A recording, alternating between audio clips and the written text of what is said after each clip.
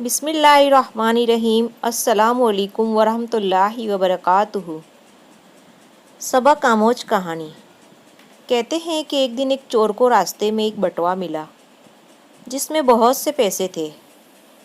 اس بٹوے کے ایک کھانے میں دعا لکھ کر رکھی ہوئی تھی اور ایک کھانے میں بٹوے کے مالک کا نام اور پتہ لکھ کر رکھا ہوا تھا۔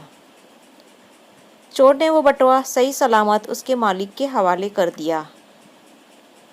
اس شخص نے چور سے پوچھا کہ تم آرام سے یہ پیسے رکھ سکتے تھے، تم نے واپس کیسے کر دیے؟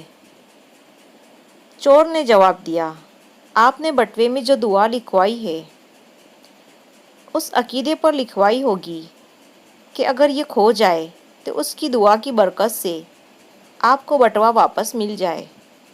میں چور ضرور ہوں لیکن صرف مال و دولت کا، کسی کا عقیدہ چوری نہیں کر سکتا۔